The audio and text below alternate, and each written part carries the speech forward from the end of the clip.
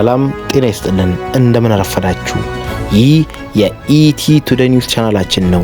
ለቻናላችን አዲስ ከሆኑ ሰብስክራይብ፣ ላይክ፣ ሼር እንዲሁም አዳዲስ መረጃዎች ቶሎ እንዲደርሱ የደወል ምልክቷን መጫኑን አይርሱ። ኢቲ ቱዴይ ኒውስ እንደ ወትሮ ሁሉ ትኩስ መረጃዎችን ይዘንላችሁ ቀርበናል። አብራችሁን ቆዩ።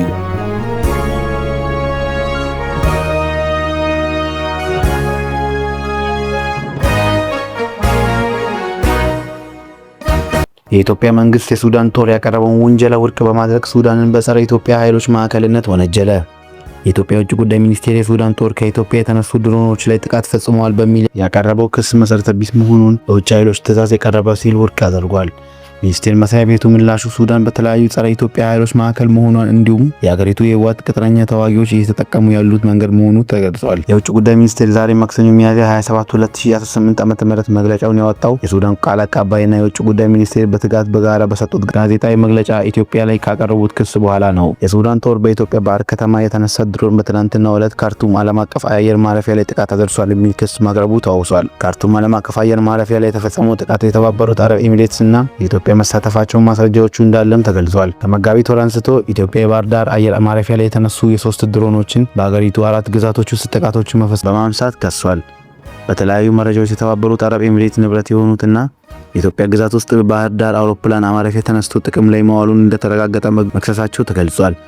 የኢትዮጵያ ውጭ ጉዳይ ሚኒስቴር ባወጣው መረጃ በትላንቱ የጋራ መግለጫ የቀረበው የሱዳን ክስ መሰረተ ቢስ ሲል ውድቅ ማድረጉ ተነግሯል። ይልቁንም ሁለቱ ሀገራት መካከል ያለው ወንድማማችነት ግንኙነትና እውቅና ሲል የሀገሪቱ ጦር የሚፈጸምባቸውን ድርጊቶች ይፋ ከማድረግ መቆጠቡን ገልጿል። የኢትዮጵያ መንግስት በሱዳን እርስ በርስ ጦርነት ውስጥ ባሉ ጠብ አስፈላጊ አካላቱ ላይ በኢትዮጵያ ግዛት አንድነትና ብሔራዊ ደህንነት የተፈጸሙ ከባድ ጥሰቶችም ይፋ መደረጉን ከዛ ነገር መቆጠብ እንዳለባቸው በመግለጫው አስፍሯል። የውጭ ጉዳይ ሚኒስቴር ተፈጽመዋል በሚል በጠቀሳቸው ጥሰቶች አንዱ ከህወሓት ቅጥረኛ ተዋጊዎች ጋር የተገናኘ መሆኑን በግጭቱ ውስጥ ህወሓትና ቅጥረኛ ተዋጊዎች በስፋት መጠቀም ድርጊት መታየቱ አስታውቋል። የሱዳን ጦር ኃይሎች ከነዚህ ቅጥረኛ ተዋጊዎች መሳሪያም ገንዘብ ድጋፍ አቅርቧል ያለው ሚኒስቴሩ በዚህ አማካኝነት በኢትዮጵያ ምዕራባዊ ድንበር በኩል የሚደረጉት ወረራ አመቻችቷል ሲል ከሷል።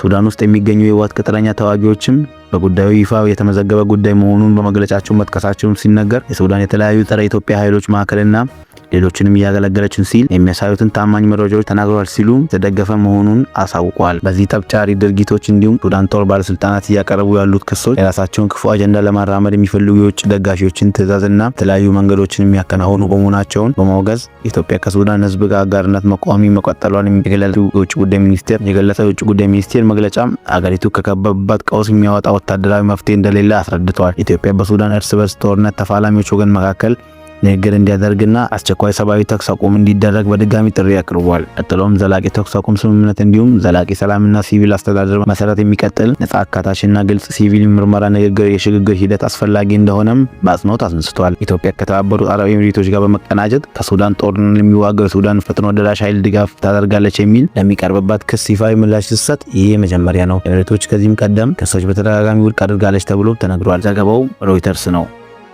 የሱዳን ጦር ከባህር ዳር የተነሳ ድሮን የካርቱም አየር ማረፊያ ላይ ጥቃት እንደፈጸመ በመግለጽ ከሰሰ። የሱዳን ጦር ከኢትዮጵያ ባህር ዳር ከተማ የተነሳ ድሮን ትናንትናው ዕለት በካርቱም ዓለም አቀፍ አየር ማረፊያ ላይ ጥቃት አድርሷል ሲል መክሰሱ ተገልጿል። የተፈጸመው ቀጥተኛ ጥቃት በዝምታ አይታለፍም ያለችው ሱዳን በኢትዮጵያ የሚገኙት አምባሳደሯን ለምክክር መጥራቷን አስታውቃለች። በጀነራል አብዱል ፈታህ አልቡርማን የሚመራው የሱዳን ጦር ይህን ክስ ያሰማው ትናንት ሰኞ ሚያዝያ 26 2018 ዓ.ም በተሰጠ ጋዜጣዊ መግለጫ ነው። መግለጫውን የሰጡት የጦር ቃል አቀባዩ ብሬገር ጀነራል አሲም አዋድ አብዱልሃም እናም የውጭ ጉዳይ ሚኒስቴር ዓለም አቀፍ ትብብር ሚኒስቴሩ አምባሳደር ሙልአዲም ሳሌም የተባበሩት አረብ ኤሚሬቶችና ከኢትዮጵያ ጦር ጋር የሚዋጋው ሱዳን ፈጥኖ ደራሽ ኃይል ድጋፍ እያደረጉ ነው የሚል ክስ አሰምተዋል። የጋራ መግለጫውን ያነበቡት የጦር ቃል አቀባዩ ካርቱም ዓለም አቀፍ አየር ማረፊያ ላይ የተፈጸመውን ጥቃት የተባበሩት አረብ ኤሚሬትስና በኢትዮጵያ መሳተፋቸውን ማስረጃ መኖራቸውን እንደተናገሩ የሱዳን መንግስት ዜና ወኪል ሱና ዘግቧል። የውጭ ጉዳይ ሚኒስቴር አምባሳደር ሙሂ አልዲን ሳሌም በበኩላቸው ጥቃቱ የተፈጸመው ከኢትዮጵያ በመሆኑ ማስረጃ ተረጋግጧል ተብሎ ተነግሯል። የሱዳን ጦር አቀባይ ከአውሮፓውያኑ መጋቢት ወር ጀምሮ ከኢትዮጵያ ባህር ዳር አየር ማረፊያ የተነሱ 3 ድሮኖችን ዋይት ናይል፣ ብሉ ናይል፣ ሰሜን ኮርዶፋን እና ደቡብ ኮርዶፋን ግዛቶች ውስጥ ጥቃት እንደፈጸሙ በመጥቀስ ክሳቸውን ማቅረባቸው ታውቋል። ከነዚህ ድሮኖች አንዱ መጋቢት 8 2018 በአየር መከላከያ ተመቶ መውደቁን የተናገሩት ቃል አቀባዩ የሰው አልባ አውሮፕላኑ መረጃ በመተንኮስና ለአምራቹ ተቋም ጥያቄ ማቅረቡን ገልጿል። በሁለቱም መንገዶች አማካኝነት ድሮኑ የተባበሩት አረብ ኤሚሬትስ ንብረት መሆኑንና በኢትዮጵያ ግዛት ውስጥ ከባህር ዳር አውሮፕላን ማረፊያ ተነስቶ ጥቅም ላይ መዋሉን አረጋግጠዋል። ይህንን ማለታቸውን ሱና ዘገባው ያመለክታል። የውጭ ጉዳይ ሚኒስትሩ በበኩላቸው በካርቱም አየር ማረፊያ ላይ የደረሰውን ጥቃት የተባበሩት አረብ ኤሚሬቶችና ኢትዮጵያ የተሳሳተ መንገድ መምረጣቸውን ያሳያል ብሎ ተናግረዋል። ሱዳን አዲሱ ማስረጃና ማረጋገጫዎችን በተባበሩት መንግስታት በጸጥታው ምክር ቤት የተባበሩት አረብ ኤሚሬቶች ላይ ባቀረበችው አቤቱታ ላይ እንደምትካተት አስረድተዋል። በኢትዮጵያ የሚገኙት ሱዳን አምባሳደር በዚህ ጉዳይ ላይ የሚደረግ ምክር ወደ ሀገራቸው መጠራታቸው ተገልጿል። ሚኒስትሩ መክለውም ሱዳን በመረጠችው መልኩ እና መንገድ ለተሰነዘረባት ጥቃት ምላሽ ለመስጠት ህጋዊ መብት እንዳላትም በአጽንኦት ማሳየታቸውን ሱና ገልጸዋል። የጦሩ ቃል አቀባይም በተመሳሳይ በተባበሩት ኤሚሬቶችና በኢትዮጵያ ሱዳን ላይ ቀጥተኛ ጥቃት ፈጽመዋል፣ በዝምታ አይታለፍም ማለታቸውንም ሮይተርስ ዜና ወኪል ዘግቧል። ሱዳን ከኢትዮጵያ የሚነሱ ድሮኖች በግዛቷ ውስጥ ጥቃት እያደረሱ መሆኑን በመጥቀስ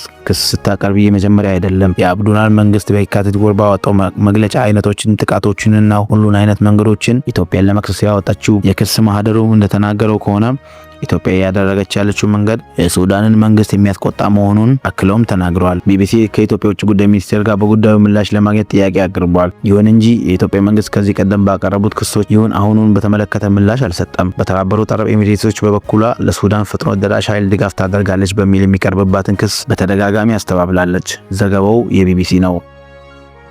የኢራን ጦርነት ከተጀመረ ወዲህ በተደረገ ሶስተኛ ጭማሪ የቤንዚን ዋጋ ከ167 ብር ማለፉ ተገልጿል። የዓለም ነዳጅ ገበያ አቅርቦት ላይ መቃወስ የፈጠረው የኢራን ጦርነት ይህ ከተጀመረ ወዲህ ኢትዮጵያ ውስጥ ለሶስተኛ ጊዜ በተደረገ ዋጋ ጭማሪ የቤንዚን ችርቻሮ ዋጋ በሊትር 25 ብር ጨመረ። ከፍተኛው ለውጥ ያስተናገደው የአውሮፕላን ነዳጅ ዋጋ በአንድ ጊዜ 169 ብር ጭማሪ ማድረጉ ተገልጿል። የንግድና ቀጠናዊ ትስስር ሚኒስቴር ትላንትና ሰኞ ሚያዝያ 26 2018 ዓ.ም ምሽት 12 ሰዓት ጀምሮ በተግባራዊ በሆነ በአዲስ ነዳጅ ችርቻሮ ዋጋ ይፋ ማድረጉ ይህንን ዋጋ ገልጾታል። የዓለም ነዳጅ ገበያ አቅርቦት ላይ መቃወስ የፈጠረው የኢራን ጦርነት ከተጀመረ ወዲህ የዓለም አቀፍ ነዳጅ ዋጋ መነሻን በማድረግ የተነገረው ይህ ዋጋ ይፋ የሆነው መጋቢት ላይ ከተደረገ ማሻሻያ አንድ ወር ገደማ በኋላ መሆኑ ተገልጿል። በትላንት የአዲስ ዋጋ ተመን ከፍተኛ ጭማሪ መደረጉን የአውሮፕላን ነዳጅ ነው ሲሉም ዋጋው በእጥፍ በላይ መጨመሩን 319 ብር ከ37 ሳንቲም መሆኑን ተነግሯል። ዋጋው በ157 ብር ያደገው ኬሮሲን ከፍተኛ ጭማሪ ተደርጎበት 320 ብር ከ66 ሳንቲም እንዲሸጥ ተወስኗል። ቤንዚን ላይ በተደረገው 25 ብር ጭማሪ ነው ተብሎ የተገለጸው በዚህም ዋጋ በ167 ብር ከ50 ሳንቲም ሆኗል። የ17 ብር ጭማሪ የተደረገበት ነጭ ናፍጣ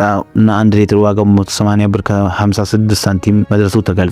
የአሁኑን ጨምሮ መንግስት ለኢራን ጦርነት ከተጀመረ ወዲህ ባደረጋቸው 3 የዋጋ ጭማሪዎች የቤንዚን ዋጋ ላይ የተደረገው አጠቃላይ ጭማሪ ከ38 ብር ማለፉ ተገልጿል። ነጭ ናፍጣ ደግሞ ዋጋው ከ51 ብር በላይ መሆኑን ገልጿል። የአሁኑ ጭማሪ የተደረገው የፌዴራል መንግስት ከኢራን ጦርነት መጀመር በፊት የነበረውን የነዳጅ ናፍጣ ዕለታዊ አቅርቦት መጠን ወደ ነበረበት እንዲመለስ መወሰኑን ካስታወቀ ከሳምንት ገደማ በኋላ መሆኑ ተገልጿል።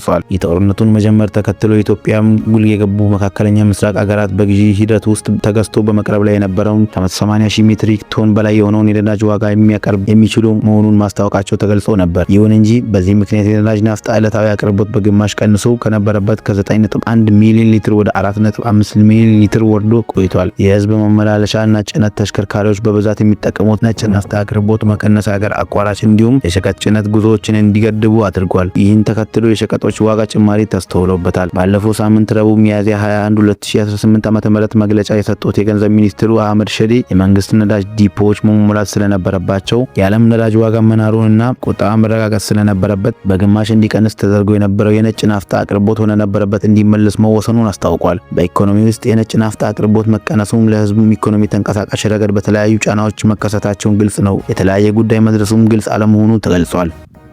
ከዚህም በተጨማሪ በድጎማ ምክንያት መንግስት ላይ የደረሰው ጉዳት እጅግ በጣም ከፍተኛ ነው ብሎ ተናግረዋል። እንደ ገንዘብ ሚኒስቴሩ ገለጻ ለጦርነቱ በዓለም አቀፍ ገበያ ነዳጅ ናፍጣ ዋጋ ላይ የታየው ጭማሪ ወደ ህዝብ አልተላለፈም ብሎ ተናግረዋል። በሌሎቹ ነዳጅ አይነቶች ላይ የታየውን ጭማሪ ለመደጎም ተጨማሪ ገንዘብ ወጪ ተደርጓል። በየወሩ ሲደረግ የነበረው ድጎማ በተጨማሪም በሁለቱም የነዳጅ አይነቶች ከጦርነቱ በፊት በነበረው ድጎማም የተጨማሪ 20 ቢሊዮን ብር አዲስ ድጎማ መንግስት እየከፈለ ይገኛል ብሎ ተናግሯል። የአሁኑ ጭማሪ የመንግስት አጠቃላይ ድጎማዎች ክምችት 300 ቢሊዮን ብር በላይ ከፍ ማድረጉን ገልጸዋል።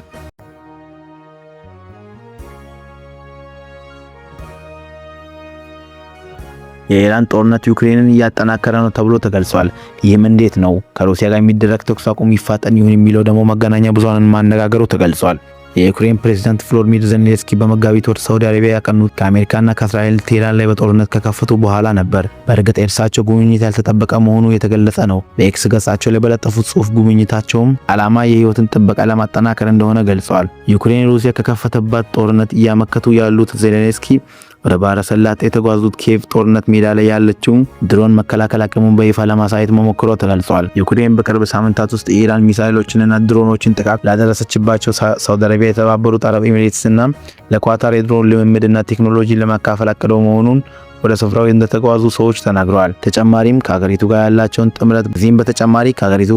ጥምረት ለማጠናከርና ከሀብታሞቹ አሜሪካ አጋሮች ጋር የንግድ መከላከያ ስምምነቶችን በመፈራረም አብሮ ለመስራት ተስፋ ማድረጋቸውን በወቅቱ ተናግረዋል። የባህረ ሰላጤ ሀገራት ራሳቸውን እንዲከላከሉ ለመርዳት እንፈልጋለን፣ ከሌሎች አጋሮች ጋር እንዲህ አይነት ሽርክና መመስረታችንን እንቀጥላለን ሲሉ ዜሌንስኪ ተናግረዋል። በዓለም አቀፍ ዙሪያ በተከሰተው የዋጋ ጭማሪ ምክንያት ትራምፕ ሀገራት ከሩሲያ ነዳጅ እንዲገዙ የሰጡትን ፍቃድ አራዝመዋል። ሩሲያ ገንዘብ ባገኘ ዩክሬን ላይ የምታደርገው ጦርነት ታራዝማለች። ሞስኮ እንደ አውሮፓውያን አቆጣጠር የካቲት 2022 ዩክሬን ላይ ከወረረች በኋላ ኪየቭ ዓለም አቀፍ ግምቶችን በተደጋጋሚ ውድቅ አድርጋለች። አሁንም ይህንን በድጋሚ አሳይታለች። ዩክሬን ከሩሲያ ጋር የመጨረሻና የተስፋ በተደረገበት የሰላም ድርድር ከመደረጉ በፊት ጠንካራ ቦታ ላይ ናች በማለትም የኢራን ጦርነት ተጽዕኖ ወደ ጥቆማ መቀየሩን ብልሃት እየሰራች ነው ተብሎ ተገልጿል። ረቡዕ ዕለት ትራምፕ ከቭላዲሚር ፑቲን ጋር ባደረጉት ጥሩ ውይይት ካደረጉ በኋላ የዩክሬን ዙሪያ አንጻራዊ መፍትሄ በፍጥነት ሊደርስበት የሚችል እርግጠኛ መሆናቸውን ተናግረዋል። አንዳንድ ሰዎች ስምምነት ላይ ለመድረስ አስቸጋሪ አድርገውታል ብዬ አስባለሁ ሲሉ መክለዋል። ትራምፕ ስለ ፑቲን ተመሳሳይ አዎንታዊ አስተያየት ሲሰጡና የዩክሬን መሪን ተኩስ አቁም ስምምነት ባለማድረጋቸው በተዘዋዋሪም ሆነ በግል ሲተቹ መጀመሪያ አይደለም። ይሁን እንጂ መፍትሄው ግን እስካሁን አልተገኘም። ዜሌንስኪ በበኩላቸው በተቻላቸው አቅም ዩክሬንን ለማጠናከር ትኩረት አድርጓል ተብሎ ተገልጿል። የሚገኙ እድሎችን በሚገባ በመጠቀም ከሚታወቅባቸው ነገሮችም አንዱ ነው ተብሏል። በሚያዝያ ወር እንደገና የጎበኙት የሳውዲ አረቢያና የሩሲያ ዩክሬን የምትተኩሰው አይነት የባሊስቲክ ሚሳይልና የድሮን ጥቃቶች ከኢራን ገጥሟታል ተብሏል። ከሞስኮ በጣም ኃይለኛ መሳሪያዎችን አንዱ በኢራን የተሰራው ዝቅተኛ ዋጋ ያለው የሻድ 136 ጥቃት ድሮን እንዲሁም በዚሁ ድሮን ላይ ተመስርቶ የተሰራው የጌራን የተሰኘው ሰው አልባ አውሮፕላን መሆኑ ተገልጿል። ሻድ ከ80,000 እስከ 130,000 ዶላር ሊያወጣ ቢችልም ዜሌንስኪ እስከ 10,000 ዶላር ወጪ በሚደረግበት መሳሪያ ሊለጥፍ እንደሚችል ተናግረዋል። ይህም በሚሊዮን የሚቆጠር ዶላር ከሚያወጡት ባህላዊ አየር መቃወሚያ ሚሳኤሎች አንጻር በጣም ርካሽ ነው ተብሎ ተገልጿል። በሩሲያ ድሮን ስጋት ውስጥ የወደቁ በርካታ የአውሮፕላን ኔቶ አባላት አግራሞትም ትኩረት እየሰጡት ነው። ዩክሬን በሚያዝያ ወር ከአውሮፓ አገሮች ጋር 2 የመከላከያ ትብብር ስምምነቶችን ተፈራርማለች። ከነዚህም አንደኛው ከኖርዌይ ጋር 8.6 ቢሊዮን ዶላር የሚያወጣ ስምምነት ሲሆን እስከ 2030 ድረስ የሚያዘልቅ 8 ቢሊዮን ዶላር ድጋፍ ፓኬጅ አካል አለው ተብሎ ተገልጿል። ሌላኛው ደግሞ ከጀርመን ጋር ሲሆን በተለያዩ አይነት ድሮኖች፣ ሚሳኤሎችና ሶፍትዌሮች ዘመናዊ የመከላከያ ስርዓቶችን ያካተተ የ4.7 ቢሊዮን ዶላር ስምምነት ነው። የባህረ ሰላጤ ሀገራት በተመለከተ ዩክሬን ከሩሲያ ራሷን ለመከላከል የምታደርገውን እገዛ እንደሚደግፉን ዜሌንስኪ ተስፋ እንዳላቸው ተናግረዋል። በወቅቱ ዋሽንግተን መሳሪያዎች ወደ መከላከያ ምስራቅ እየላከች ስለነበረ ዩክሬን ለመርዳት የሚውል መሳሪያ ለአውሮፕላኑ ለመሸጥ የሚያስችል አቅም ስላልነበራት ነው ተብሎ ተነግሯል። ትራምፕ የሰጡት ምላሽ ሁል ጊዜ ያንን እናደርጋለን፣ አንዳንድ ጊዜ ደግሞ አንዱን ወስደን ሌላውን እንጠቀማለን የሚል ምላሽ ሰጥተዋል። የመካከለኛው ምስራቅ ሀገራት ራሳችንን ለማጠናከር እድል እንዲሰጡን እንፈልጋለን ሲሉ ዜሌንስኪም በቅርብ ከፈረንሳዩ ጋዜጣ ሲሞኒ ተናግረዋል። እኛ የሌለን የተወሰኑ አየር መከላከያ ሚሳኤሎች አሏቸው፣ በዚህም ዙሪያ ስምምነት ላይ መድረሱን በጣም እንፈልጋለን ሲሉ ፍላጎታቸውን በአጽንኦት ተናግረዋል። ዘገባው የቢቢሲ ነው።